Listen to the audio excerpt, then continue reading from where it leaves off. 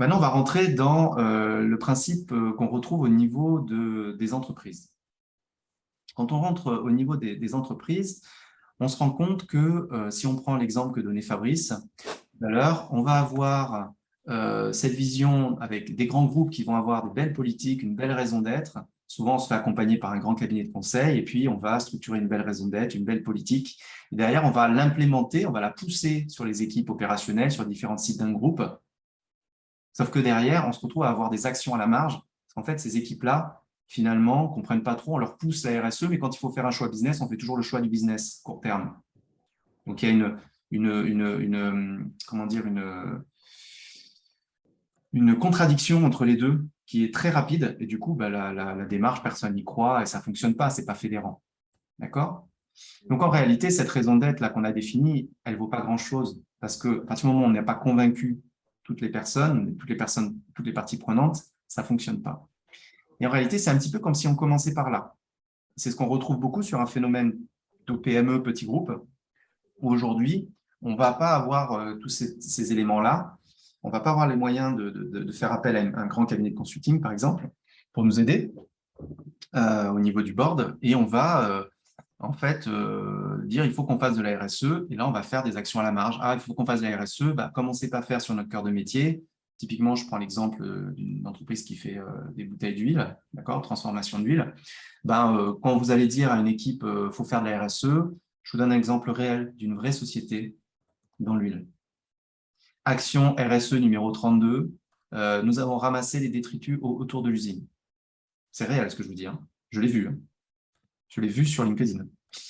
Ça vous donne un exemple un petit peu de il faut faire de la RSE. Faire de la RSE, alors on va prendre Ecovadis, donc on va faire un bilan carbone. Donc déjà, on va passer 2 ans à faire un bilan carbone avant d'entrer dans l'action. Il faut qu'on soit Ecovadis. On va mettre un projet Ecovadis sur 1 an. On va aller ramasser les détritus autour de l'usine. On va mettre la pression à nos fournisseurs, leur faire signer des chartes sociales. On va machin, etc. Tout ça pour dire que dans les 2 cas, en réalité, ta raison d'être, si elle n'est pas partagée par tous, ça n'a pas vraiment de valeur. Et en fait, tout le monde démarre par là. On démarre tous. Que tu aies fait une belle politique, ou que belle politique, belle raison d'être, ou que tu n'en aies pas fait, en général, tu démarres par l'action. Donc, les gens font des actions, mais ils ne savent pas trop comment, et donc on démarre un petit peu, voilà. Et ce qui est intéressant, c'est que pour fédérer un groupe, si on a tendance aujourd'hui à se baser sur les fonctionnements inverses du fonctionnement de nos cerveaux. On commence par agir avant de se demander pourquoi on fait les choses. Je vous invite à lire Start with Why de Simon Sinek, je vous enverrai les éléments, d'accord, qui vous expliquera ces mécanismes fondamentaux du Start with Why. Et quand on fonctionne comme ça, ce n'est pas étonnant en fait qu'on a du mal à fédérer les gens, puisqu'en fait, de base, ils ne savent pas trop pourquoi on fait les choses. On leur dit il faut faire ça, mais ouais, ok, mais pourquoi? Et ce qui est intéressant, c'est que finalement, l'humain aujourd'hui, il a besoin de savoir pourquoi il fait les choses. Pour fédérer les gens, il faut qu'on ait un rêve commun, une vision commune et qu'elle soit réellement partagée, sincèrement partagée. C'est extrêmement important, sincèrement partagée. C'est pas parce qu'on dit que la raison d'être, c'est ça, que tout le monde est d'accord, entre guillemets. Et la méthode PES, dans son approche avec les 3 piliers qui font le cycle d'amélioration continue, eh bien, on démarre par c'est quoi notre raison d'être? Pourquoi on fait ça?